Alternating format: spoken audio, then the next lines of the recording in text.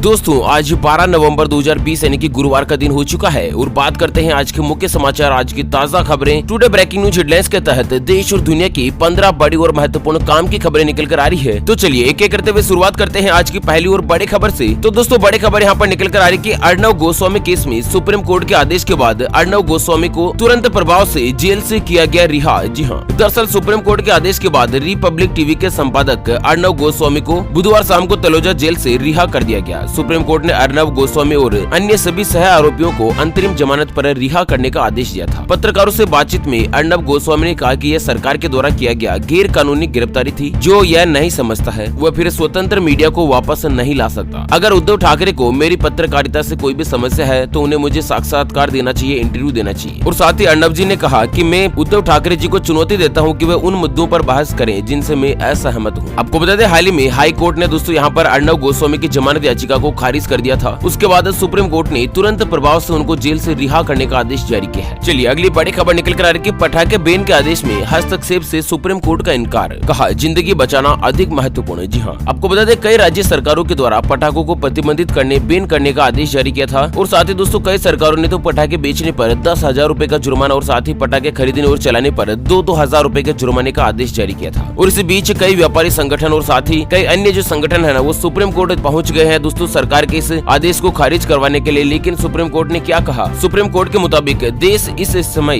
जिंदगी के लिए संघर्ष कर रहा है। हम सभी के घरों में वृद्ध जन है। इस समय हम ऐसी स्थिति में है जहाँ पर जिंदगी बचाना अधिक महत्वपूर्ण है। और साथ ही दोस्तों उच्च न्यायालय जानता है कि वहाँ पर किस चीज की जरूरत है। कुल मिलाकर पटाखे छोड़ने के प्रतिबंधित आदेश को खारिज करने को लेकर सुप्रीम कोर्ट ने इनकार कर दिया है। राज्य सरकारों के द्वारा जारी किया गया आदेश जो दोस्तों सर्वमान्य रहेगा। चलिए अगली बड़ी खबर निकल कर आ रही है कि प्रदेश में बिजली बिल की रेट में कोई भी नहीं होगी बढ़ोतरी। सरकार ने किया है बड़ा ऐलान। जी हाँ, दरअसल उत्तर प्रदेश सरकार के द्वारा एक बड़ी खबर निकल कर आ रही कि उत्तर प्रदेश में बिजली बिल के रेट में कोई भी बढ़ोतरी नहीं की जाएगी। मतलब जो दोस्तों वर्तमान में टैरिफ बिल यानी कि जो रेट चल रही है ना वही आदेश जो है वो लागू रहेगा। बिजली कंपनियां इस साल कोई भी रेट वगैरह नहीं बढ़ा सकती है, बिजली बिल को नहीं बढ़ा सकती। चलिए बिहार चुनाव को लेकर बड़ी खबर आ रही कि बिहार के मुख्यमंत्री पद की 7वीं बार लेंगे शपथ, इतिहास रचेंगे नीतीश कुमार। जी हाँ, दरअसल बिहार में आरजेडी के शासन का अंत करके सीएम की कुर्सी पर बैठने वाले नीतीश कुमार ने सत्ता की बागडोर कभी अपने हाथ से फिसलने नहीं दी। और इस साल 2020 के चुनाव में जीत के साथ ही नीतीश कुमार एक और इतिहास रचने वाले हैं। वे बिहार के मुख्यमंत्री के तौर पर 7वीं बार शपथ लेंगे। बिहार में आरजेडी को हटाकर सीएम की कुर्सी पर बैठने वाले नीतीश कुमार ने सत्ता की बागडोर कभी अपने हाथ से फिसलने नहीं दी। और दोस्तों एक ही राज्य में, वो भी बिहार जैसे राज्य में 7 बार मुख्यमंत्री पद की शपथ लेना अपने आप में तो दोस्तों एक बड़े इतिहास से कम नहीं है। चलिए बड़े खुश खबरें निकल कर आ रही कि दिवाली बाद मुख्यमंत्री योगी आदित्यनाथ शुरू कर रहे हैं मिशन रोजगार। मार्च 2020 तक 50 लाख युवाओं को मिलेगी नौकरी। तो दरअसल मिशन रोजगार की कार्य योजना तैयार हो चुकी है और दीपावली के बाद मुख्यमंत्री योगी आदित्यनाथ जी के द्वारा इसका औपचारिक ऐलान कर दिया जाएगा और इस योजना को शुरुआत कर दी जाएगी। आपको बता दें यहाँ पर सरकार का जो मुख्य मकसद है रोजगार को बढ़ावा देना और इस योजना के तहत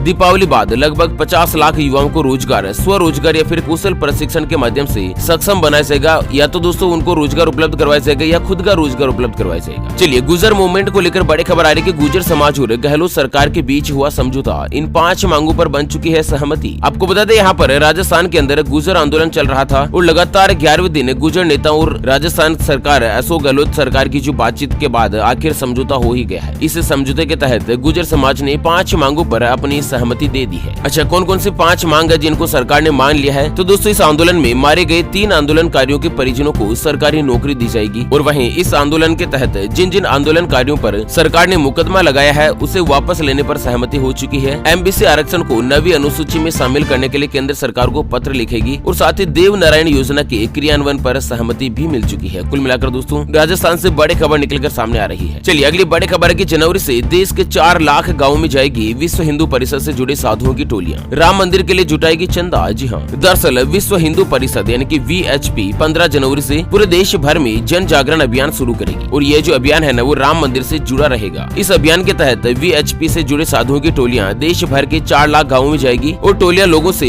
मिलकर राम मंदिर निर्माण के बारे में जानकारी देगी। साथ ही गाँव में राम मंदिर निर्माण के लिए चंदा इकट्ठा करेगी। ये ऐलान आज एक प्रेस कॉन्फ्रेंस में विश्व हिंदू परिषद के वर्किंग प्रेसिडेंट अवधेशानंद गिरी ने किया है। दोस्तों अगर आप भी राम मंदिर बनने से बहुत ही ज्यादा खुश और आप चाहते हैं कि जल्द से जल्द बने अयोध्या में भगवान श्री राम जी का मंदिर, तो दोस्तों वीडियो को कीजिएगा लाइक और साथ ही कमेंट बॉक्स में जय श्री राम अवश्य लिखेगा। और हाँ दोस्तों, ओपीएस न्यूज टीम की तरफ से मैं आपसे हाथ जोड़कर गुजारिश करना चाहूंगा कि दोस्तों राम मंदिर के लिए आप भी अपनी इच्छा अनुसार, अपने सामर्थ्य के अनुसार अनुसार दान जरूर दें। चाहे आप 1 रुपए, 10 रुपए, 100 रुपए कितना ही दान दे, लेकिन दान दे जरूर, क्योंकि दोस्तों हर पुण्य का वो काम कभी न कभी अपनी जिंदगी में कई हजार गुना बढ़कर जरूर आता है। चलिए, ड्राइविंग लाइसेंस को लेकर बड़ी खबर आ रही है कि अब आप घर बैठे बनवा सकते हैं डुप्लीकेट ड्राइविंग लाइसेंस, आरसी और गाड़ी का परमिट। फिटनेस सर्टिफिकेट के साथ ही कई काम ऐसे हैं जो आप घर बैठे कर सकते हैं। जानते हैं दोस्तों पूरी डिटेल की किस तरह से कर सकते हैं, पूरी खबर जानते हैं, लेकिन उससे पहले दोस्तों हमेशा की तरह एक नजर डालते हैं आज के माइंड क्विज यानी कि गिवे वाले सवाल की तरफ। तो दोस्तों आज का माइंड क्विज वाला सवाल आप स्क्रीन पर देख पा रहे हैं। ड्राइविंग लाइसेंस बनाने के लिए कम से कम कितने साल का होना जरूरी है? जी हाँ दोस्तों, दोबारा सुन लीजिएगा, ड्राइविंग लाइसेंस बनाने के लिए कम से कम कितने साल का होना जरूरी है? ऑप्शन ए 16 साल, ऑप्शन बी 18 साल। तो फटाफट से लिखना है क्वेश्चन का सही जवाब इस वीडियो के नीचे कमेंट बॉक्स में। और दोस्तों सही जवाब देने वाले किसी एक कमेंट्स को सेलेक्ट किया जाएगा हमारी ओपीएस न्यूज टीम की तरफ से, और धनतेरस का दिन उन्हें दिया जाएगा एक अमेजिंग और सरप्राइज गिफ्ट। ध्यान रखिएगा दोस्तों, ये गिव बिल्कुल फ्री है, इसके लिए कोई भी चार्जेस वगैरह हमारी न्यूज टीम के द्वारा नहीं लिया जाएगा। तो दरअसल उत्तर प्रदेश से बड़ी खबर आ रही है कि उत्तर प्रदेश के क्षेत्रीय ट्रांसपोर्ट ऑफिस यानी कि आरटीओ, जिसके अंतर्गत अब आप driving licence, duplicate RC, registration प्रमाण पत्र यानी कि गाड़ी की आरसी, फिटनेस और परमिट से जुड़े सभी तकरीबन 24 सेवाओं के लिए आरटीओ के दफ्तर में चक्कर काटने नहीं पड़ेंगे। अब आप ऑनलाइन तरीके से ये सभी कामकाज कर सकते हैं। मतलब कि नई व्यवस्था के तहत आपको ड्राइविंग लाइसेंस या फिर गाड़ी के परमिट से जुड़े, आरसी से जुड़े कोई भी कामकाज के लिए अब कागजात लेकर आरटीओ के ऑफिस में नहीं जाना होगा। घर बैठे आप ये सभी कामकाज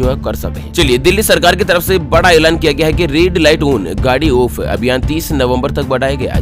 दरअसल दिल्ली के पर्यावरण मंत्री गोपाल राय ने बुधवार को कहा कि केजरीवाल सरकार ने वाहन से होने वाले प्रदूषण को कम करने के लिए रेड लाइट ऑन गाड़ी ऑफ अभियान को 30 नवंबर तक बढ़ाने का फैसला किया है। मतलब सड़क पर अगर आप गाड़ी चलाते हैं और रेड लाइट चल चुकी है ना, तो दोस्तों आप अपनी गाड़ी को बंद करना पड़ेगा। ऐसा नहीं है कि आप गाड़ी को न्यूट्रल में करके या फिर क्लच दबाकर गाड़ी को स्टार्ट रखें। मतलब सरकार ने प्रदूषण को कंट्रोल में करने के लिए जहाँ पर रेड लाइट है वहाँ पर आपको अपनी गाड़ी बंद करना पड़ेगा सरकार के आदेश के मुताबिक। अगर आप गाड़ी बंद नहीं करते हैं तो आपका चालान बनाया जाएगा। इससे कहीं ना कहीं दोस्तों आपका भी फायदा होगा कि गाड़ी का ईंधन बचेगा, पेट्रोल डीजल का बचाव होगा, और साथ ही दोस्तों प्रदूषण को कितने हद तक कम किया जा सकता है। चलिए, गुजरात से बड़ी खबर आ रही है कि 23 नवंबर से खुल जाएंगे स्कूल और कॉलेज। सरकार ने कर दिया है बड़ा ऐलान। तो दरअसल गुजरात के शिक्षा मंत्री भूपेंद्र सिंह चुसमाड़ा का कहना है कि 23 नवंबर से क्लास 9 से लेकर 12वीं तक की कक्षाएं एक बार फिर से शुरू हो जाएंगी, और साथ ही फाइनल ईयर के कॉलेज के छात्रों की कक्षाएं भी 23 नवंबर से शुरू हो जाएगी। मतलब दोस्तों यहाँ पर गुजरात सरकार की तरफ से स्कूल कॉलेज खोलने को लेकर एक बड़ा आदेश जारी किया। अच्छा, पश्चिम बंगाल से बड़ी खबर आ रही है कि कोरोना वायरस के चलते 10वीं और 12वीं के प्री बोर्ड एग्जाम नहीं होंगे। ममता बनर्जी ने कर दिया है फैसला। तो बंगाल के मुख्यमंत्री ममता बनर्जी ने बुधवार को कहा कि कोरोना वायरस संक्रमण के चलते राज्य में 10वीं और 12वीं के बच्चों के प्री बोर्ड एग्जाम जारी नहीं किए जाएंगे। चलिए, बड़ी खबर आ रही है कि मोबाइल और ऑटो सेक्टर को मोदी सरकार का बम्पर दिवाली गिफ्ट। कैबिनेट सरकार ने किया है बड़ा फैसला।